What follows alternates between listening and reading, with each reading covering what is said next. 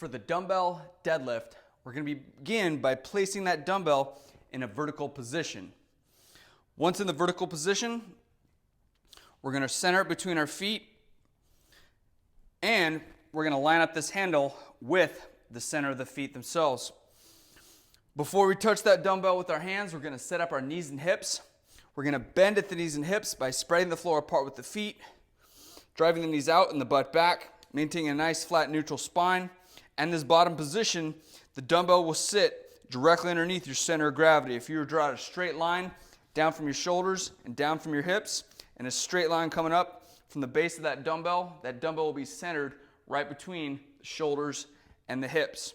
From this position, I'm going to fully extend both arms coming down, and the way that we grab the dumbbell is we use Ninja Turtle fingers.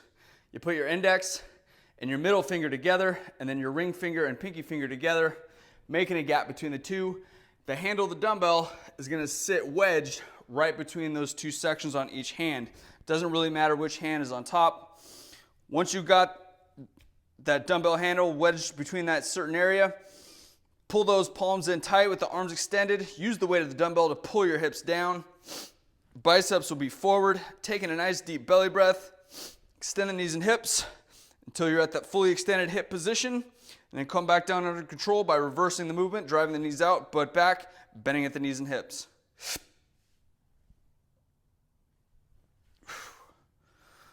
Show you guys from the front.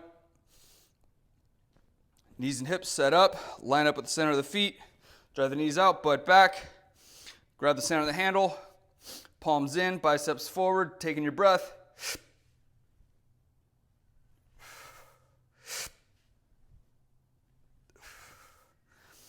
And from the side,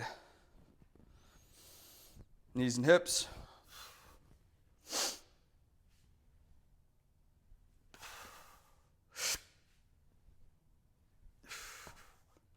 Once complete, go ahead and release that dumbbell. Just make sure when you get into that bottom position that you do maintain that flat neutral spine the whole time. We want to avoid curving that spine forward. The most difficult thing about the dumbbell as opposed to a kettlebell or a barbell is the grip. It gets a little weird. It's more difficult when you're not able to grab a bar or a handle and kind of bend it apart and create that external rotation in your shoulders where we can sit the shoulder back into the upper back. It's a little more difficult to do that just because of how our hands are placed.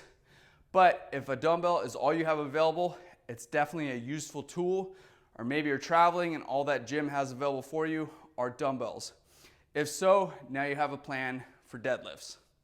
But that's how you do the dumbbell deadlift.